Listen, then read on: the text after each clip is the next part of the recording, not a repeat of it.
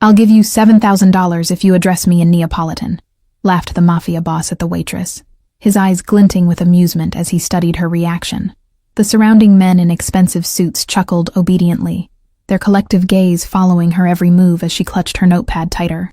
Gianna Falcone's knuckles turned white as she forced a polite smile, mentally calculating how that amount would cover her mother's medical bills and the overdue rent notice taped to their apartment door.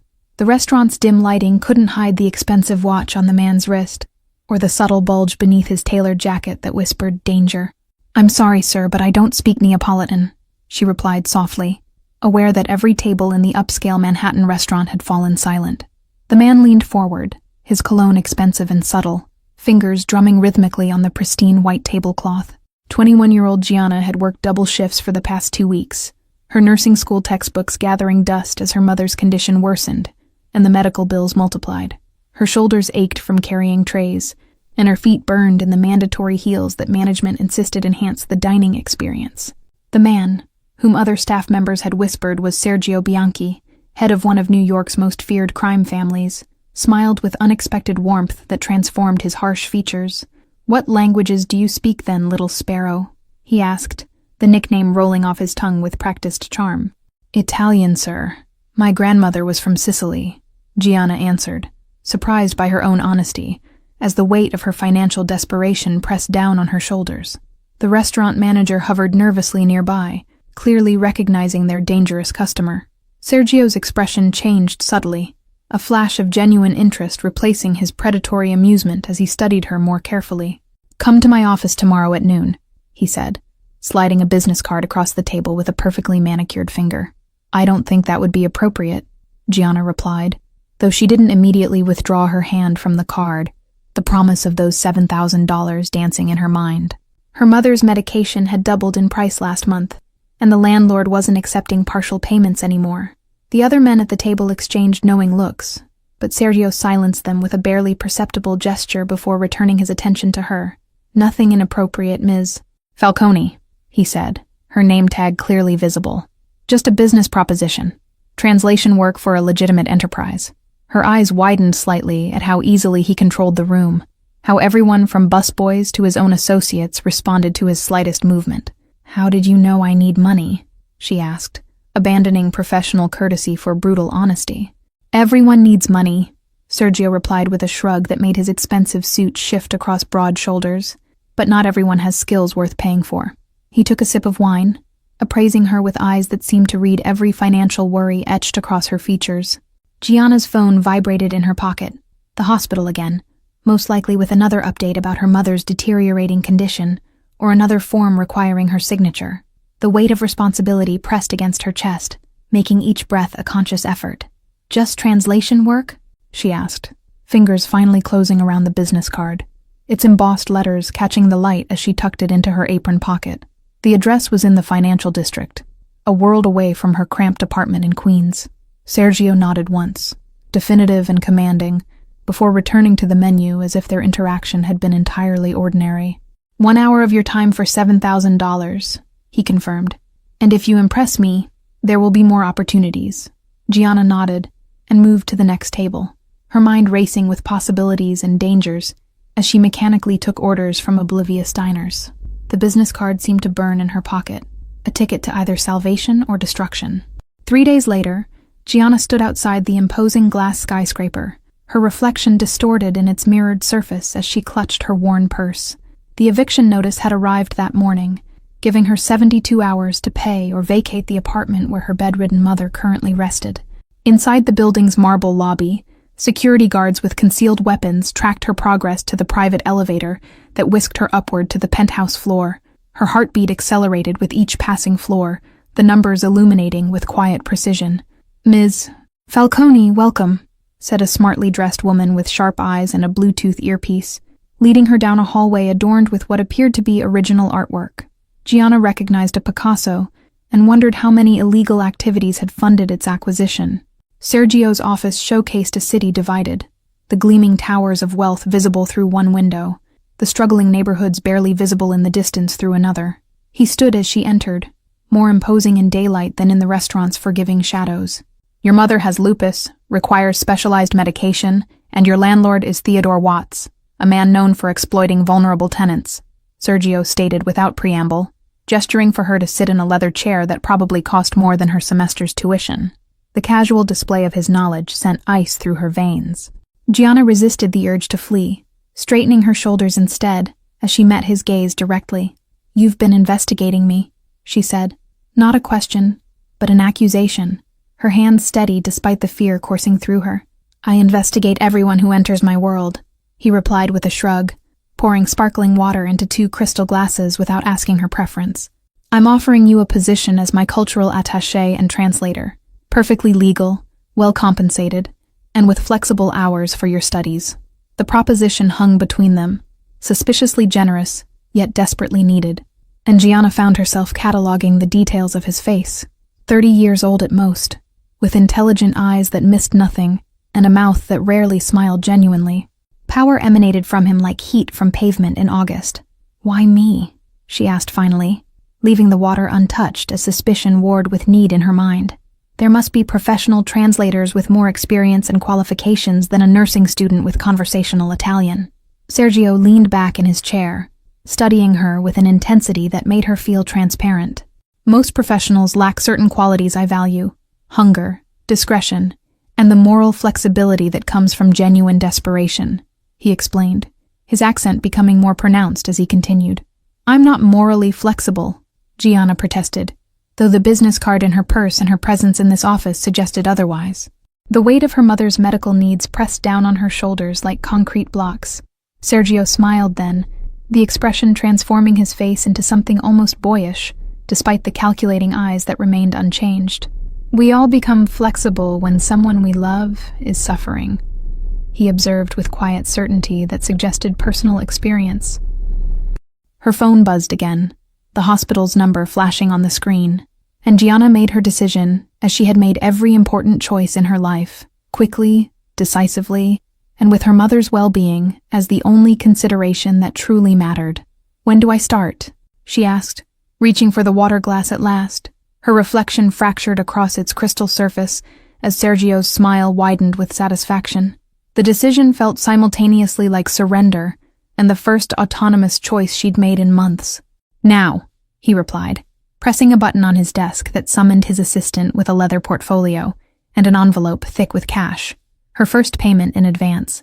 "Your mother's medical bills have been addressed, and your landlord received payment this morning." The next 3 weeks transformed Gianna's understanding of both Sergio Bianchi and herself as she navigated the complex world of his legitimate businesses. Each morning, she dressed in the professional clothing he'd arranged for her, the designer labels initially feeling like a costume. Officially, she translated documents, attended meetings with Italian business partners, and helped navigate cultural nuances that could make or break international deals. Unofficially, she began to recognize the coded language that distinguished actual business from laundered transactions. "Your accent is improving," Sergio noted one evening, as they reviewed contracts in his private study, the city lights creating a glittering backdrop through floor-to-ceiling windows. His approval warmed her more than it should have, a dangerous emotional response she tried to suppress.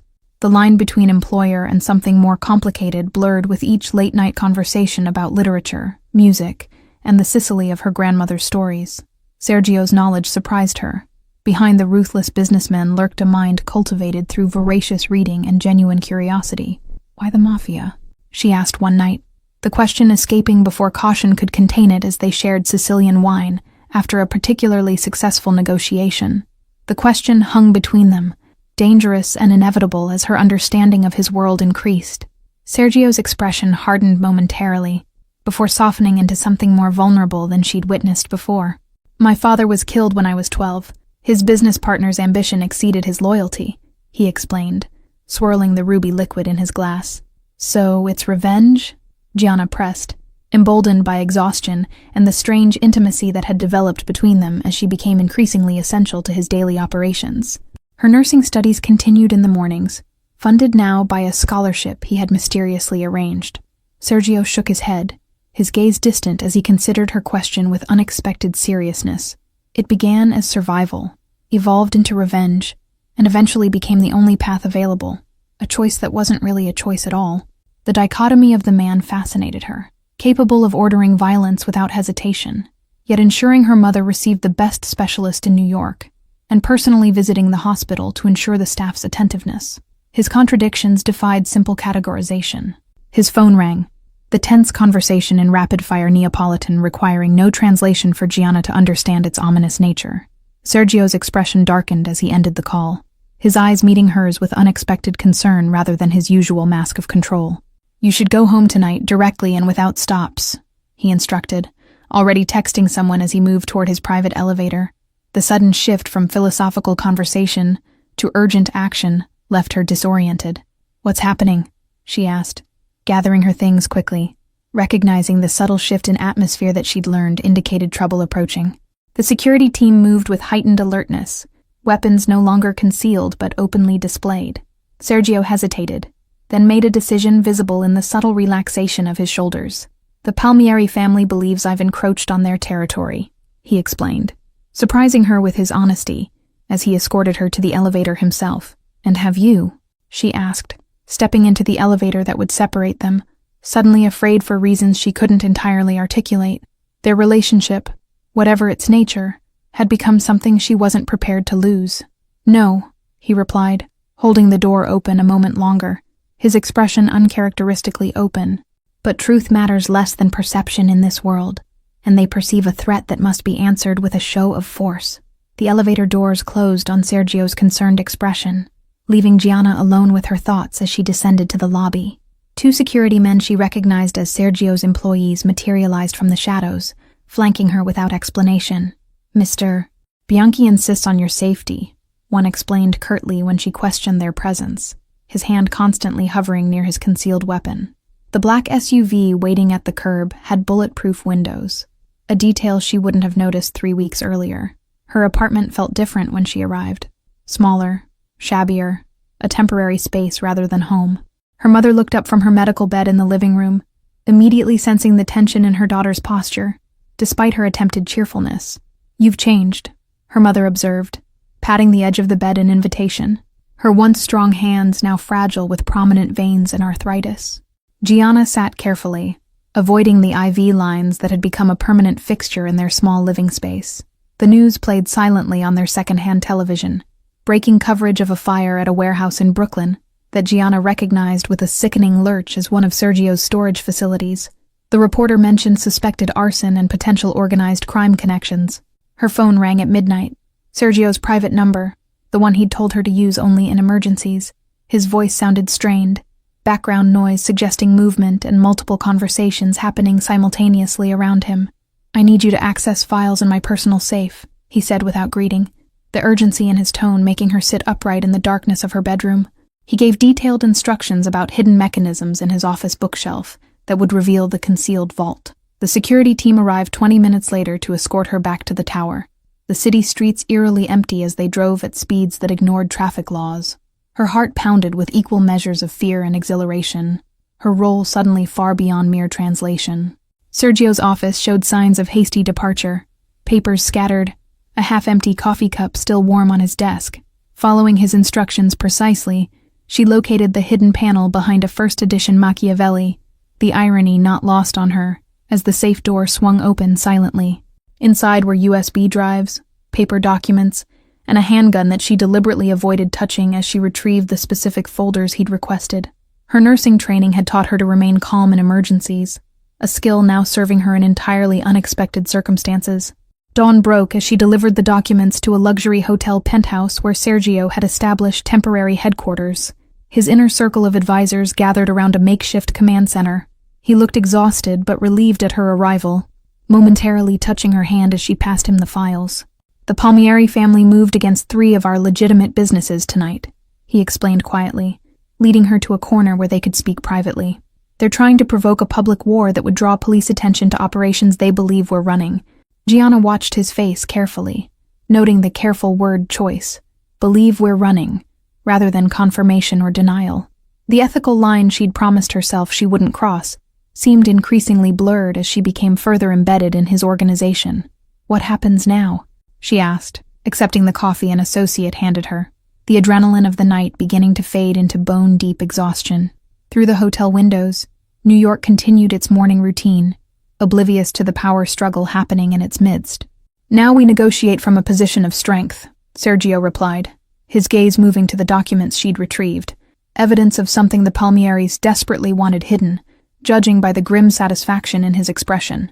"And you decide if you want to continue this journey." 2 months after the Palmieri confrontation, Gianna moved her mother into a private medical facility with round-the-clock specialized care, funded by her increasingly generous salary. Her nursing studies continued, though her practical education now extended far beyond traditional medicine. Sergio's organization operated like a shadow government with departments handling everything from legitimate investments to territory enforcement, with Gianna gradually becoming his most trusted advisor. Her perspective as an outsider proved valuable, offering insights his lifelong associates missed. "The restaurant where we met is failing," Sergio mentioned casually over dinner in his newly renovated office, now fortified with security measures that would impress military installations. His culinary skills surprised her, another hidden facet of a man who continued to defy categorization. Gianna nodded, having heard the rumors from former co-workers she occasionally kept in contact with. "The owner invested everything in cryptocurrency last year," she explained, sampling the perfectly prepared risotto that reminded her of her grandmother's recipes. "I'm considering acquiring it," Sergio continued, watching her reaction carefully as he refilled her wine glass. "A legitimate business needs legitimate holdings. Restaurants, real estate, transportation companies that remain separate from our other activities." The hour didn't escape her notice, his subtle way of acknowledging her integration into his world, though she still maintained the fiction of temporary involvement. Her apartment sat empty most nights now, her presence at Sergio's side required at all hours. "The Palmieris have been quiet," she observed, changing the subject as she often did when conversation veered too close to her complicity in activities that existed in moral gray areas. The tenuous peace brokered through Sergio's leverage held, though tensions simmered beneath the surface. Lightning flashed outside the windows, illuminating Sergio's face in stark relief as he considered her words. "Too quiet," he agreed, setting down his fork with deliberate precision that signaled troubled thoughts. "They've been moving money offshore and recruiting former military personnel." The buzzing intercom interrupted their dinner, Sergio's security chief requesting immediate attention to an urgent matter. The ease with which they transitioned from intimate dinner to crisis management had become their normal, a dance they performed with increasing synchronicity. "Our informant in the Palmieri organization has gone silent," the security chief reported, displaying surveillance photos on a tablet. "His scheduled check-in was missed, and his tracking device has been deactivated, likely discovered and destroyed." Gianna recognized the missing informant with a jolt, a young man who occasionally delivered packages to Sergio's office, always with a friendly smile and casual conversation that had revealed nothing of his dangerous double role. The thought of his likely fate made her stomach clench. "Move our people to secure locations," Sergio ordered, already typing rapid instructions on his phone. "Activate Protocol 3 and inform our legitimate business managers to expect possible disruption." His voice remained calm, but Gianna detected the underlying tension in his tightened jaw. The security team dispersed to execute his orders, leaving them momentarily alone in the sudden silence. "You should stay here tonight," Sergio said, the suggestion not entirely professional, as his eyes held hers across the abandoned dinner table. Their relationship had evolved in unspoken ways over the months, professional boundaries blurring with proximity and shared danger. Neither had acknowledged the electricity that sometimes charged the air between them, both focused on the practical alliance that served their interests. "I should check on my mother," Gianna countered, though the medical facility's security had been personally vetted and enhanced by Sergio's team. Her hesitation stemmed from self-preservation rather than practical concerns. Emotional entanglement with Sergio Bianchi would complicate an already precarious situation. The Palmieri attack came 3 days later, not against Sergio directly, but against Gianna's mother's medical facility. The attempt failed due to Sergio's foresight in posting undercover security, but the message was clear. They had identified her as his vulnerability. "They'll pay for this," Sergio promised, his voice dangerously quiet as they stood in the facility's security office, reviewing footage of the intercepted attackers.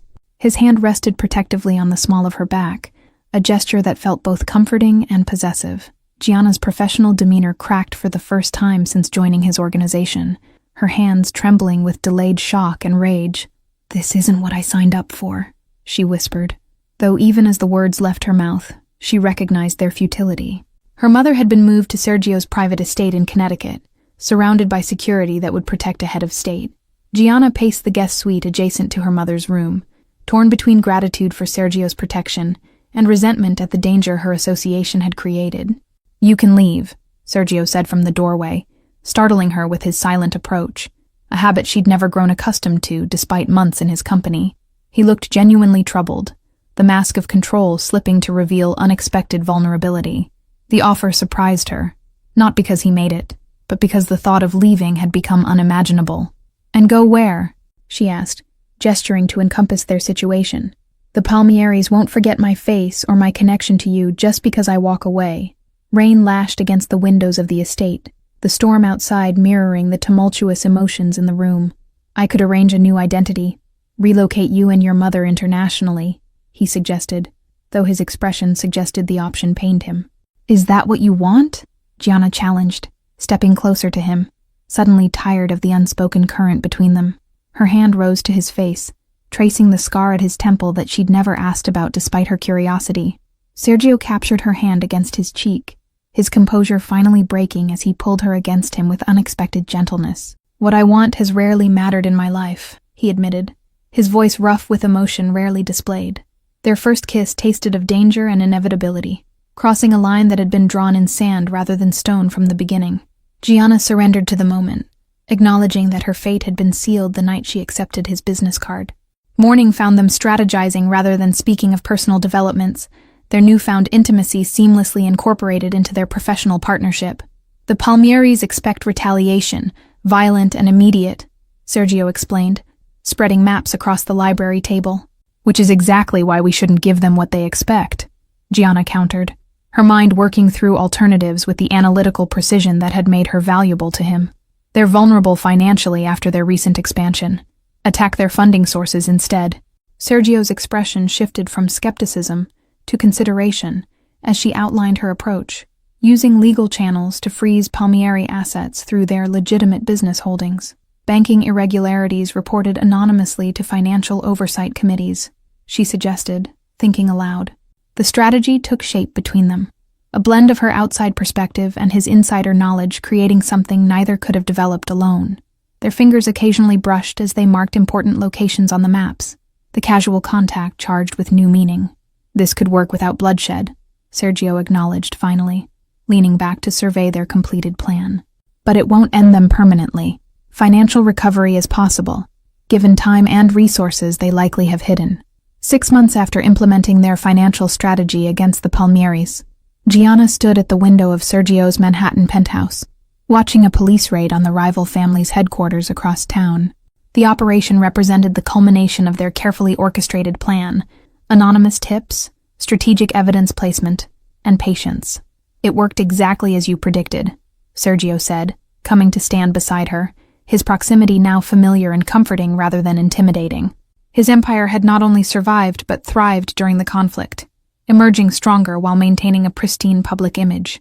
Gianna nodded, watching the distant flashing lights with mixed emotions, satisfaction at protecting those she cared about, unease at the ease with which she'd orchestrated another organization's downfall. Her nursing degree hung framed on Sergio's office wall, unused yet symbolic of the healing she hoped to bring to his world. "Your associate Paolo has been meeting with the Calabresi family," she said after a moment of silence, turning to gauge his reaction to information she'd discovered through her own network of contacts. Trust required truth, even when uncomfortable. Surprise flickered briefly across Sergio's face before his expression settled into thoughtful consideration. "How long have you known?" he asked, making no move to deny her accusation as he poured them both a celebratory drink from the crystal decanter. 3 weeks, she admitted, accepting the glass with steady hands, her gaze unwavering as she added, "I wanted to see if you would tell me yourself, or if I would need to protect myself against betrayal from within your organization." The weight of her words hung between them, acknowledging the reality of their world. Trust was conditional, alliances temporary, and survival required constant vigilance. Sergio sighed, setting down his untouched drink and pulling a folded document from his jacket pocket. "Paolo was acting on my instructions," he explained, handing her the document, detailed plans for legitimate business partnerships with the Calabresi organization, focusing on international shipping and import companies. The strategy aimed at transition, rather than territorial expansion. Confusion crossed Gianna's face as she scanned the contents, her quick mind connecting implications she hadn't anticipated. "You're creating a legitimate business consortium," she realized, looking up with new understanding. "Consolidating power through legal channels." Sergio nodded, moving to his desk to retrieve additional files that revealed a comprehensive strategy she hadn't been aware of. "I've been working toward legitimate enterprises since before I met you," he admitted, spreading the documents for her inspection. The revelation stunned her. Not the existence of legitimate businesses, which she'd helped manage, but the systematic plan to transition completely away from criminal enterprises over a 5-year timeline. The strategy predated her arrival by nearly 2 years. The leather portfolio on his desk contained architectural plans for community revitalization projects in neighborhoods previously damaged by gang violence. Gianna traced her finger over blueprints for affordable housing, medical clinics, and educational facilities, tangible evidence of intentions beyond mere profit. "My grandfather was a builder before the family turned to other ventures," Sergio explained, revealing a piece of history he'd never shared before. His eyes held a distant look as he described the craftsman who had emigrated with dreams of creating rather than destroying. The realization that Sergio had been fighting a two-front war against rival families externally, while internally redirecting resources toward legitimacy, made Gianna reassess their entire relationship. Each business decision suddenly appeared in new context, a complex chess game with higher stakes than territorial control. Bank statements revealed substantial anonymous donations to rehabilitation centers for former gang members, providing skills training and legitimate employment opportunities. The philanthropy operated through layers of shell companies that obscured their connection to Sergio, preventing both legal scrutiny and reputation benefits. "Why didn't you tell me?" she asked, hurt mingling with understanding as she processed this new information about the man she'd come to know intimately, yet still discovered new layers within. The complexity of his motivations continued to surprise her. Sergio's expression softened as he moved closer, taking her hands in his.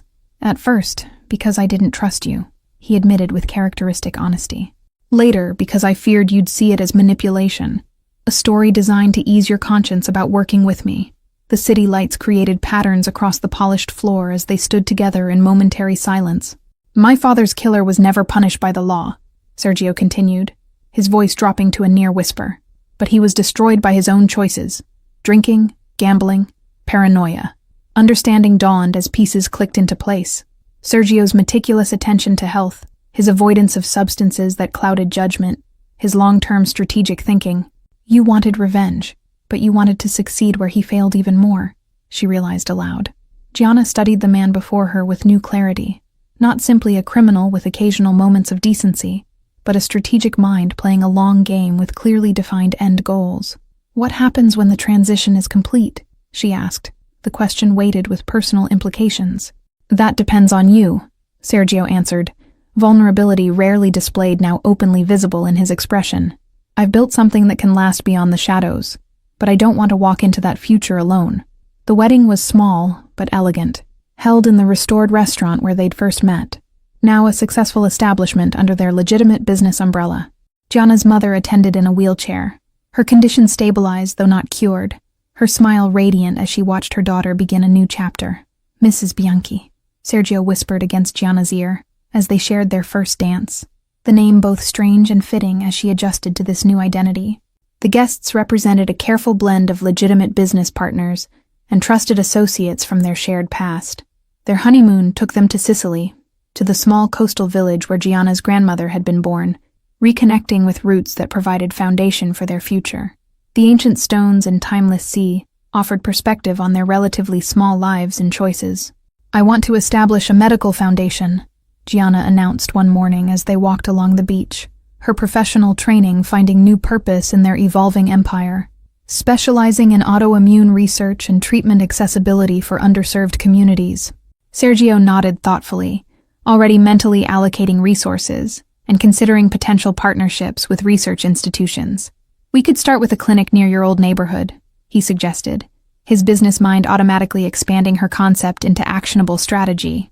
Upon returning to New York, they accelerated the transition timeline, divesting from shadowy enterprises more rapidly than originally planned. Some associates resisted, comfortable in the old ways, and suspicious of legitimate business with its regulations and oversight.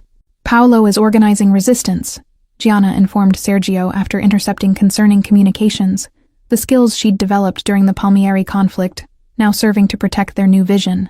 Her network of loyal contacts extended throughout the organization.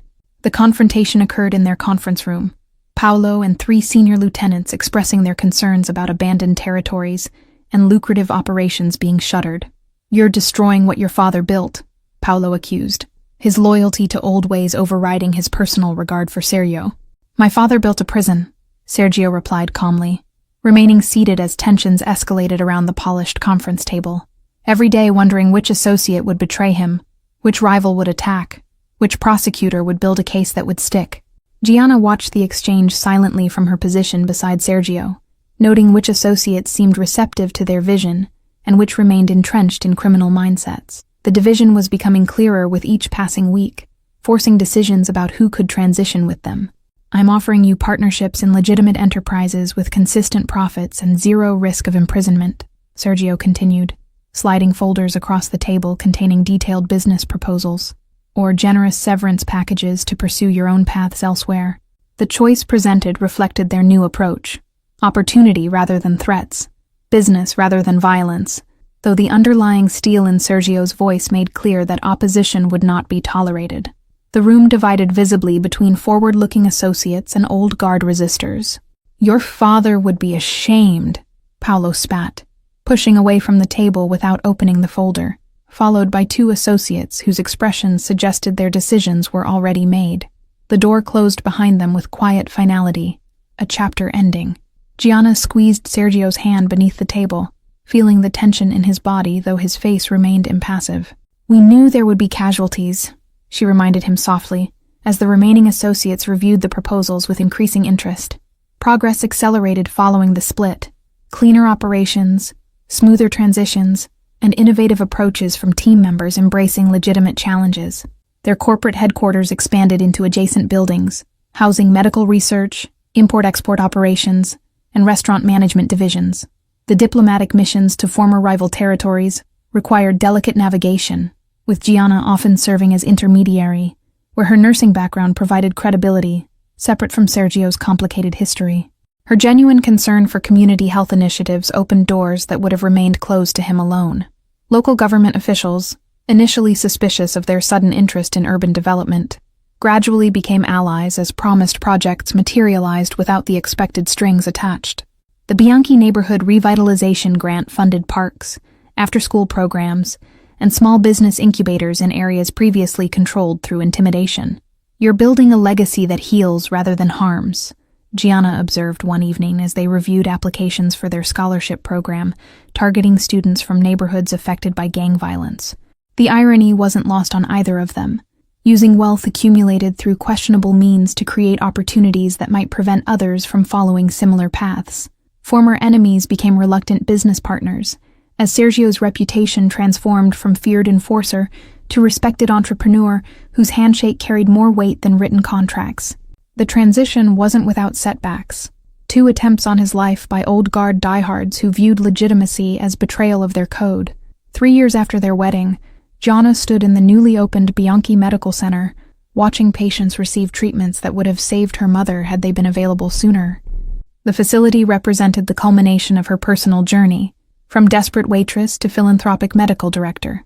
Her mother's photograph hung prominently in the lobby, her legacy living on through research advancements funded by the foundation bearing her name.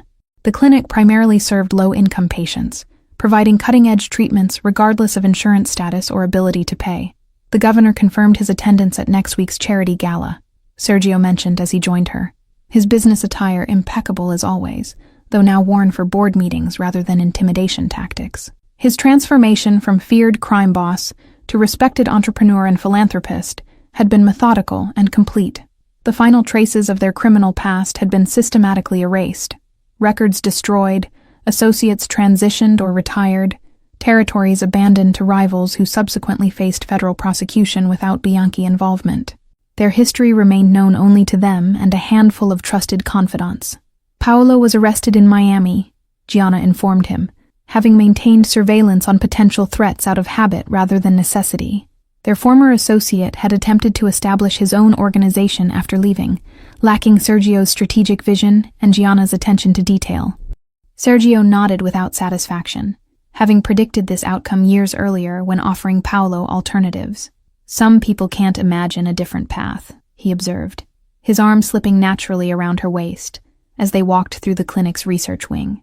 The laboratory teams worked diligently on autoimmune treatments, their research already producing promising results that had attracted partnerships with major pharmaceutical companies and research universities.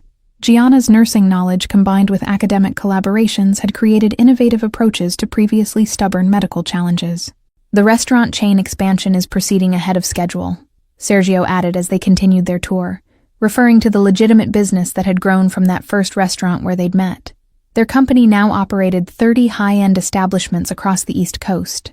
A young doctor approached with test results requiring Gianna's review, her professional respect evident as she addressed the woman who had revolutionized their research protocols. Gianna transitioned seamlessly into her medical director role, examining the data with trained precision. "We've identified a new biomarker that might predict treatment response," the researcher explained excitedly, pointing to highlighted sections of the report. "The breakthrough could potentially allow for personalized treatment approaches, maximizing efficacy while reducing side effects." Sergio watched his wife with undisguised pride, appreciating the intelligence and compassion that had first attracted him that night in the restaurant. Her question in Neapolitan had surprised him then, a server suddenly responding fluently after his casual test of her heritage. Their child would be born into a world different from either of their beginnings. Neither the desperate circumstances of Gianna's youth, nor the dangerous privilege of Sergio's criminal inheritance. The nursery, prepared in soft colors and furnished with handcrafted pieces commissioned from Sicilian artisans, awaited a future they had both once considered impossible. The international expansion of their medical research network had attracted attention from global health organizations, with Gianna scheduled to address the World Health Summit on innovative funding approaches for rare disease treatment. Her journey from struggling nursing student to healthcare innovation leader represented personal transformation paralleling their business evolution. The memory made him smile. How differently things might have gone had she not possessed that particular skill, had he not noticed her potential beyond her circumstances. Their meeting had been chance, but everything that followed represented deliberate choices and carefully constructed possibilities.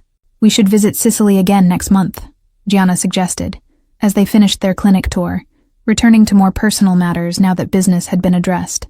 "I'd like to explore establishing a satellite research facility in partnership with the university there." Sergio nodded in agreement, mentally reviewing their schedule of commitments and making necessary adjustments. Their lives had found balance between ambition and enjoyment, work and personal connection, a harmony neither had experienced before finding each other. From $7,000 for speaking Neapolitan to building a medical research empire, Sergio mused as they exited the clinic, sunlight warming their faces as they walked toward their waiting car. "I'd say that was the best business proposition I ever made. And I'd say it was the best desperate decision I ever made," Gianna replied with a smile, standing on tiptoe to kiss him briefly, before sliding into the car that would take them to their next appointment. The city around them had transformed from a landscape of threats to one of opportunities. Thank you all for following this story to the end. If you enjoyed it, please write in the comments where in the world you're watching from. And don't forget to like, subscribe, and share this video, as your support is crucial for me to continue creating content.